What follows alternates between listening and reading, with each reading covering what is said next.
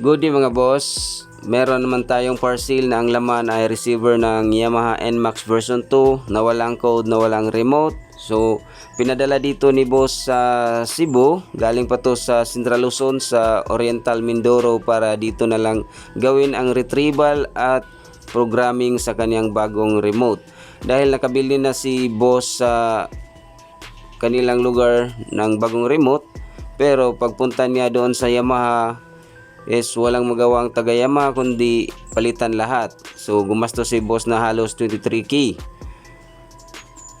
Ayan, so walang magawa si boss, nagdesisyon na lang siya na ipadala na lang dito sa atin, dito sa Cebu, para dito na lang gawin ang retrieval ng code at mag-program ng bagong remote.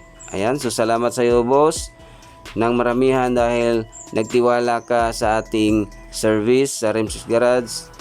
Legit programmer po tayo dito sa Cebu.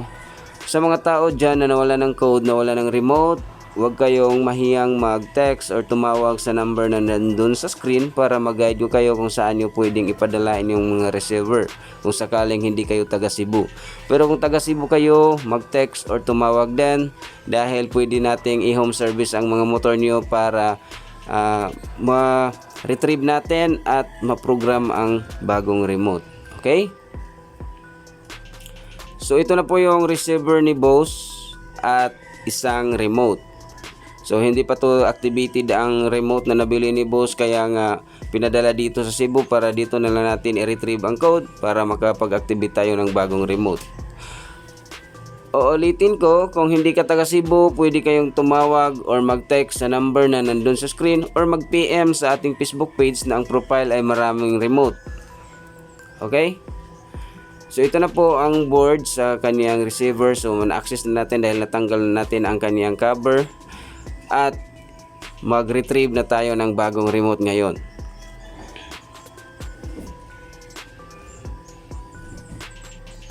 Ayan, so ito po yung mga pin sa ating pin out sa board. So i-set up na natin ang tools. Punta tayo sa Yamaha para makapag-retrieve na tayo ng nawawalang code. So sa mga aspiring mechanic na gusto ng key programming services, pwede kayong tumawag or mag-text sa number na nandun sa screen dahil nagbibinta din tayo ng tools na katulad nito or tools na pang key programming din. Okay?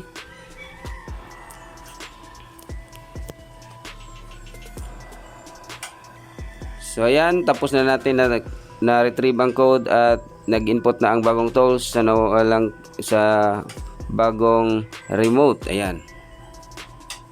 So hintayin lang natin na mag-on 100% ang code na input sa tools para maging successful yung ating key programming sa bagong remote.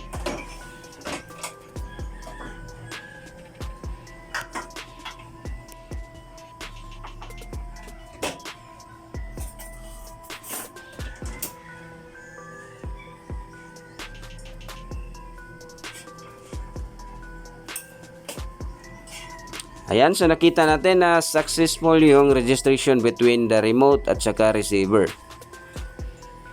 Alright, so ito na yung bagong remote ni boss at i-check lang natin ang synchronization between the remote at saka receiver para make it sure na gumagana yung remote pagdating sa motor ni boss. Okay? Alright, so good registration between the FOB and the receiver. So ito na boss yung bagong remote mo. Ito na din yung bagong code mo. So i-keep mo na lang yung code para kung sakaling mawala yung remote, pwede kang mag-activate through DIY. Meron naman sa YouTube kung paano mag-activate ng bagong remote na gamit ang old code. Okay? So ibalik na natin ang dapat ibalik dahil ipapadala na din natin to sa Central Luzon para magamit na to ni boss. Okay? Alright, so uulitin ko mga boss, kung wala kayong code, nawala na kayo ng remote, so pwede kayong tumawag or mag-text sa number na nandun sa screen para mag-guide ko kayo kung saan nyo pwedeng ipadala inyong mga receiver kung sakaling hindi kayo taga Cebu.